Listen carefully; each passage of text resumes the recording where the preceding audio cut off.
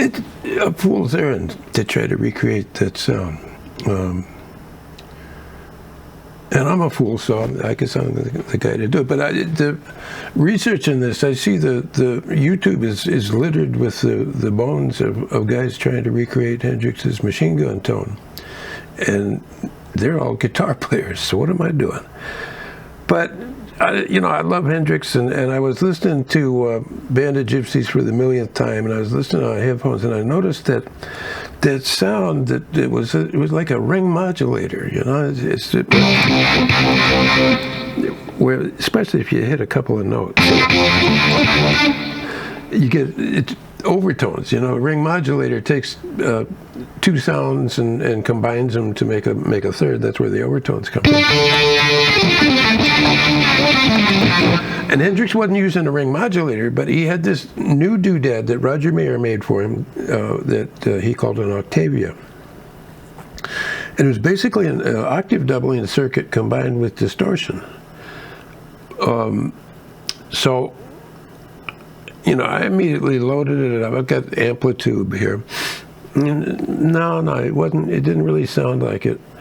And for one, it's a fool's errand, because what I'm trying to attempt here is all digital simulation, where Hendrix on that New Year's Eve at the Fillmore East, he's standing in front of a full-blown 100-watt Marshall stack, got his Stratocaster, and then his pedal board laid out, and it's like there was a lot of air being pushed out of that thing, and the strings vibrate, and the speakers are vibrating back and forth, and that's where the feedback comes from.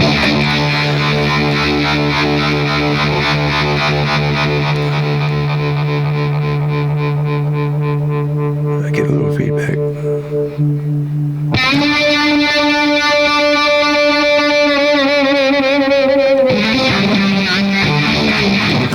So it's a simulation. What can I say? And what's the point anyway? I mean, it's like there's thousands of these guys trying to recreate Hendrix's tone, and in the end of the day, they're never going to be Hendrix.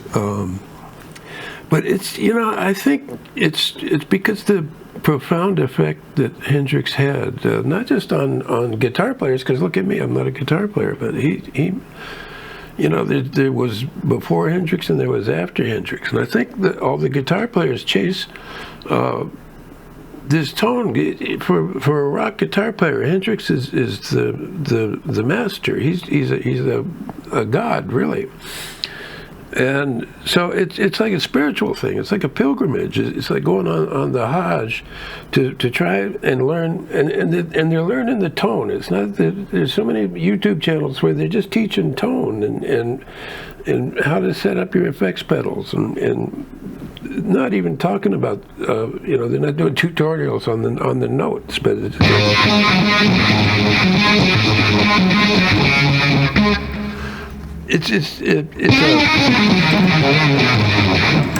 and then there's a whole cottage industry of all these effects pedals that you can sound like Hendrix just by this pedal. Some of them have the blessing of the estate. Most of them don't.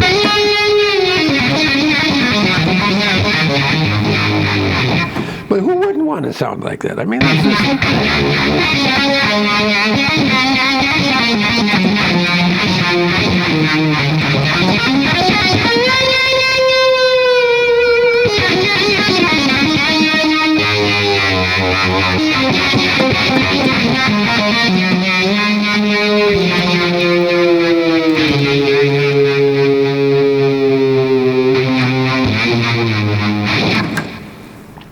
Let me tell you my Hendrix story, one of them, and then we'll get back into what I'm actually doing here. I was 14. It was the summer of 1967, and we're on vacation in Virginia Beach. My mother, my older brother Alex, and I, and we got a vacation rental. It was an apartment on the boardwalk up above a pizza parlor, and it was fun because it's down, it's like a carnival atmosphere. souvenir shops and bumper cars, and they had so many pretty girls in Virginia Beach. And it was just fun. Saltwater taffy, the whole bit, going to the beach. We'd be at the beach all day long, sunburned, and just we were having a ball. But this apartment, this rental place that we had, it was up above a pizza place, and you walk up a flight of wooden stairs to get there. And then there was a balcony, or a porch, whatever, that had a table and chairs, and then you went into the apartment itself. But that balcony was a great place to sit and people watch. We get done being on the beach all day, and I just sit up there and watch people go by, and it was great. But then I'm sitting up there, and I hear this music from the jukebox in the pizza place. And if you were going to put this in like an old cartoon, be like a scary ghost hand, go stretch all the way up the stairs and grab me by the neck and pull me down to the jukebox, because that's what it felt like. I stood up and I was compelled. I went down the stairs into the pizza parlor and stood in front of the jukebox. It was one of those old jukeboxes that had a glass front. You could see the record going around. It was the Jimi Hendrix Experience. And it was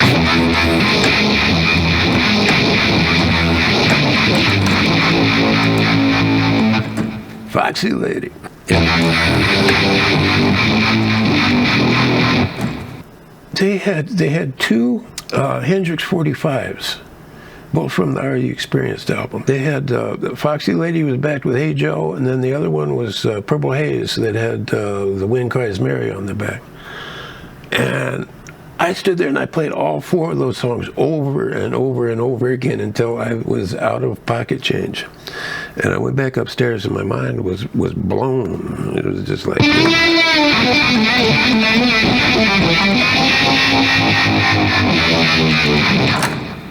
And that started a major obsession. I mean, like, I tend to obsess on things. I got obsessed with synthesizers and with Cuban music, and Hendrix was no different. I completely lost my mind with Jimi Hendrix, and I became all about him. When we got back to Cheyenne, I went down to the record store, and I found that there were two albums that I could buy. And so I got both of those. There's Are You Experienced, Axis Bold as Love. Wore those things out. I had the wall of my bedroom was completely covered with Hendrix posters, and I was just crazed about Hendrix, and why not?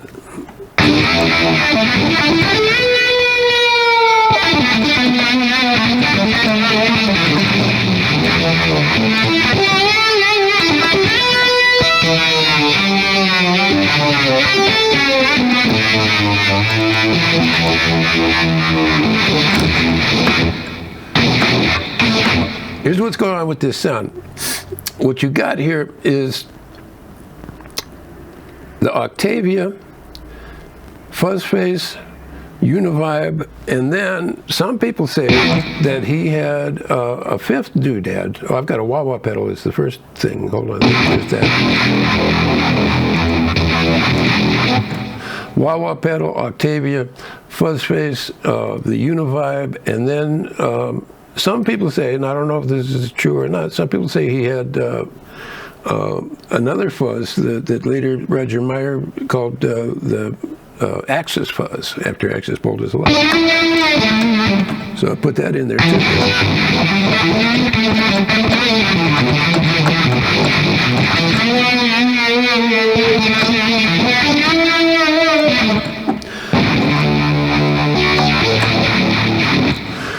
But getting those overtones out of the Octavia is very dependent on using the neck pickup.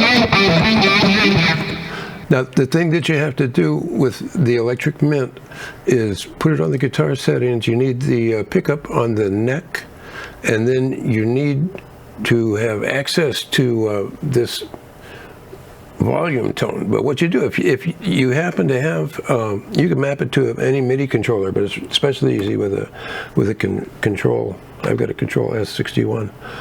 Because you hit edit and then settings, and then boom, there's that volume control right there. Also the tone control, you can select the neck the pickup position here. And because the Octavia has a weird thing, and it was the guitar players that informed me of this. I didn't know that it would work with this keyboard thing. But it's counterintuitive. To really get the overtone and hear the octave thing is you got to back the guitar volume way down. So look, I've got it down to practically nothing, minus 47. And then it's completely getting that crazy ring modulator sound at this point. Especially if you hit more than one note. I mean, it's just, a ring modulator is a sum of takes two signals and combines them to make something completely different. And now for something completely different. So it gets exaggerated. And this circuit, this Octavia was a thing that was supposed to simulate an octave above, plus it was a distortion device. And it does distort, and it gets that weird ring modulator thing, depending on how you got it set.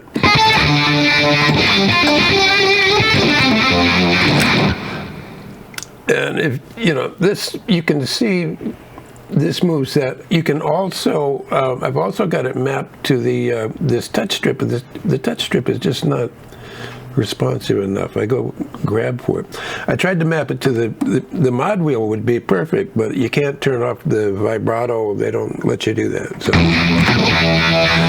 you can map the mod wheel to this. The way you map things to it is you just right click it, and you can see I've got it on CC number 7, which is being sent by the touch strip here. But anyway, whatever. It's getting geeky now. But the main thing is that you want to be able to get access to that volume control.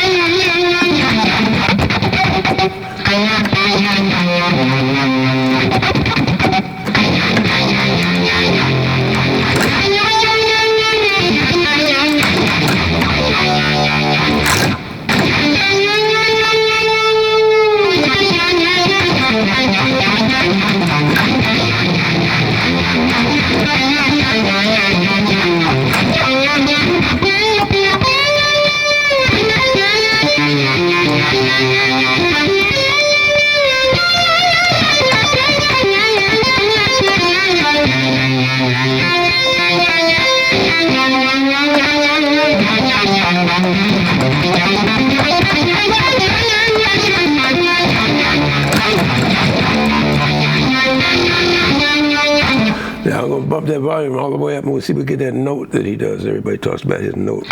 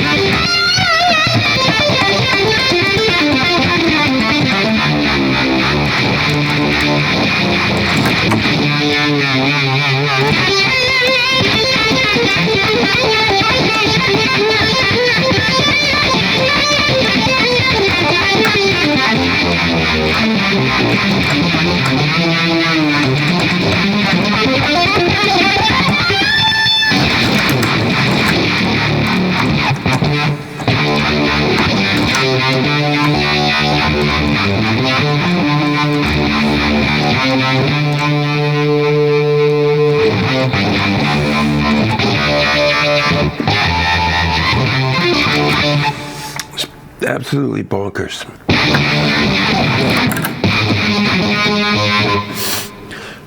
I saw Jimmy live twice, and I got to meet him both times. What happened, it was like a whole year had gone by since I first discovered him.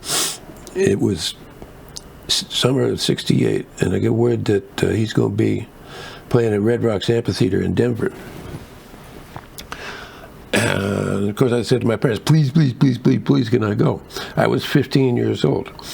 And my father said, you can go, but you have to get a job and earn the money for it, because you'll have to take the bus down there. You have to put yourself up in a hotel, because we're not going to drive you all the way down to Red Rocks so you can see a concert.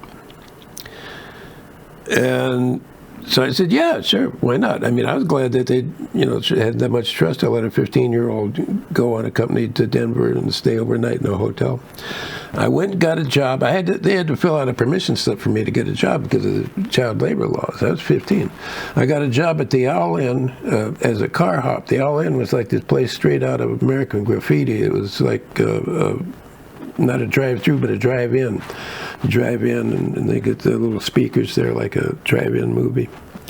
And I was a car hop. I'd bring you your food or your Coke or whatever it was, and that was the gig. It was 4 blocks from my house, and I just walked to work and worked there all summer. And then finally, September 1st, I got on the bus and went down to Denver. I get to Denver in plenty of time. Get into my hotel. There was a shuttle bus that goes to Red Rocks. Red Rocks is a little bit outside of Denver. And I got there early enough to get a decent seat. The show was completely sold out, 9,000 people. And it was awesome, and I loved it. They were opening acts, but who cares? I didn't, that's not why I was there. And I was just blown away by it. I just loved every second of it. I get back to my hotel room, and I'm looking out the window, and I was up, I don't know, several floors up above street level, but I look I'm across the street from the Cosmopolitan Hotel, and I look in front of the Cosmopolitan Hotel is Noel Redding and Mitch Mitchell, still wearing their stage clothes. Because real rock stars in those days, their street clothes were their stage clothes. So that's just how they dressed. But I thought, wow, that must be where they're staying. I had thought, in case there was an opportunity, I had brought both of my Hendrix albums. And I scooped them up, and I went over across the street, and I spoke to Noel and Mitch for a second, told them I enjoyed the show, and they were very pleasant. But then I just went right past them. I didn't even ask them to autograph the albums. I should have. I don't know what, Hendrix was the draw. And this is where I got bold, and I didn't think it would work. But I went into the Cosmopolitan, which was a nice upscale hotel, and I picked up the house phone, and I said, I'm 15 years old. I made my voice as low as it could be. Jimi Hendrix's room, please. And I was sure that the receptionist was going to say that we don't have anyone by that name. But no, he checked in under his own name. And she said, 1 moment, please. Phone rings, and yeah, hello. I recognized his voice. He answered. I said, oh my God. I'm downstairs. I was at the concert. I loved it. I was wondering, would you autograph my albums? And he said, oh yeah, man, that's cool. Yeah, just hang out for a while. We're gonna be coming downstairs in a minute, so just stay down there. So I said, blah. The longest 10 minutes of my life ensued after that, because I'm standing in front of the elevators. There were 2 elevators, and they both had those arrow type indicators. This one's on 8, and this one's on 7, and then this one would open up, and it's just ordinary schmoes getting off. And then finally, after what seemed like forever, the doors open, and here comes Jimmy with a couple of good-looking groupies and guys, and there's a bunch of people. And he saw me, and he said, hey, man, and we shook hands, and I handed him the albums, and he wrote, stay cool, Jimi Hendrix. It was a ballpoint pen. It's a little faded now, and I've lost one of them, but I've got the other one. I'll show it to you. And then he completely blew my mind, because this was like the coolest thing in the world. I get to meet my hero. I get his autograph. And you know, I'm 15, and when I was 15, I looked like the Pillsbury Doughboy. I looked like I needed to be put back in the oven. I wasn't done yet. You know, I hadn't reached my full height, and I was pudgy and white kid from Cheyenne, Wyoming. And then Jimi Hendrix, rock god, does this after he signs my albums. He says, hey man, we're just going to go get something to eat. You want to come with us? Yeah. He invited me to tag along. They were going out for breakfast. It was, by this time, it's like 2 in the morning or something, you know? The only place open was the diner in the bus station.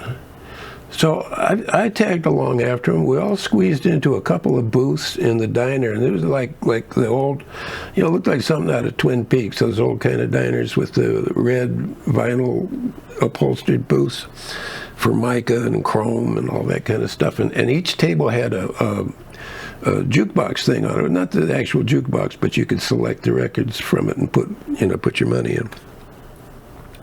And I just sat there and I got really shy. I didn't say a word, and I just basked in the presence and just enjoyed the scene.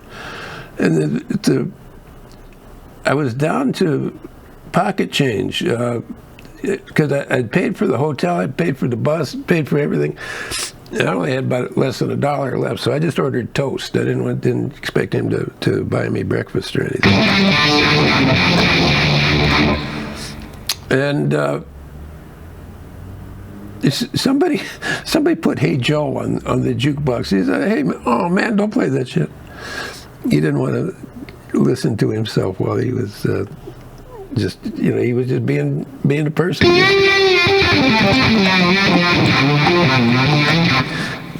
It was so cool. I mean, he did not have to do that. I mean, but he was so gracious and so kind to let me tag along.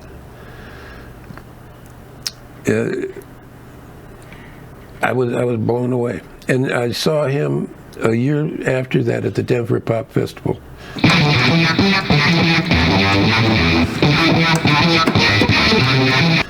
And I did the same thing, picked up the house phone, asked for his room, and this time he told me the room number and said, "Come on up." I had a poster for him to sign, was the excuse. And when he saw me, he said, "Oh yeah, hey man, how you doing?" He recognized me. I couldn't believe that. He was just stupefying. And then he played the Denver Pop Festival. That was the last time that the Jimi Hendrix Experience with Noel Redding performed, because Redding quit the group after that. And it was a wild day. The pop festival was cool, but it got ruined by yippies demanding free music, and they were beefing with the cops, and the cops were sending them tear gas and whatnot. It was like the summer of love was over. It was '69, and there was bad vibes everywhere. But the concert was great, and Hendrix played great. And so, I've been fixated with this guy most of my life, and here it is, it's 55 years since he died. And I'm not the only one, because if you look at YouTube, you see all these guitar players that are, weeping and rending their garments, trying to get his tone, not just to play like it, but to get his tone. And I know that this is not it. It's not there, I know that. But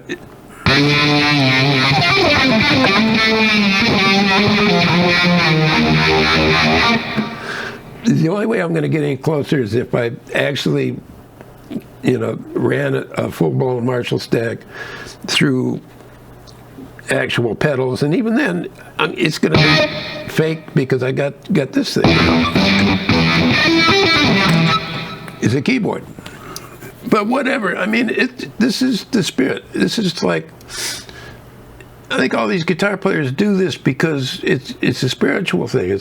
And there's no point to it. What are you going to do with it? You're not going to be him. But it's fun, and it's great sounding stuff. Hendrix is like a mountain that you climb because it's there. You got to be careful though, because he'd stand up next to a mountain and chop it down with the edge of his hand. because he's a voodoo child.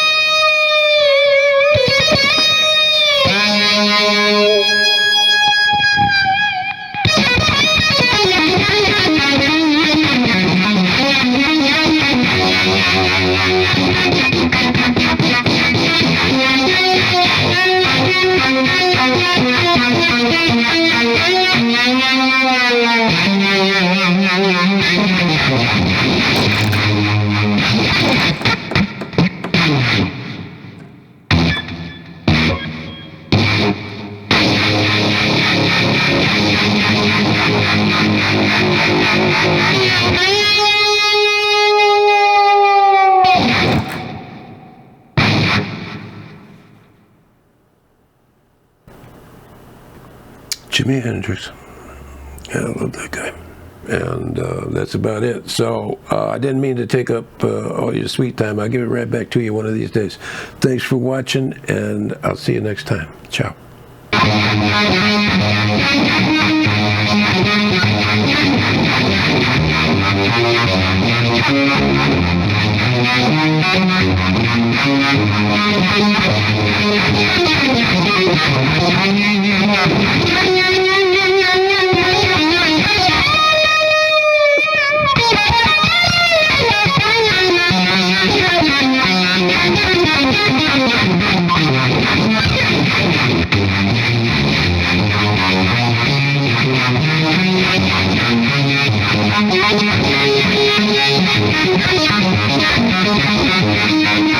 Thank you.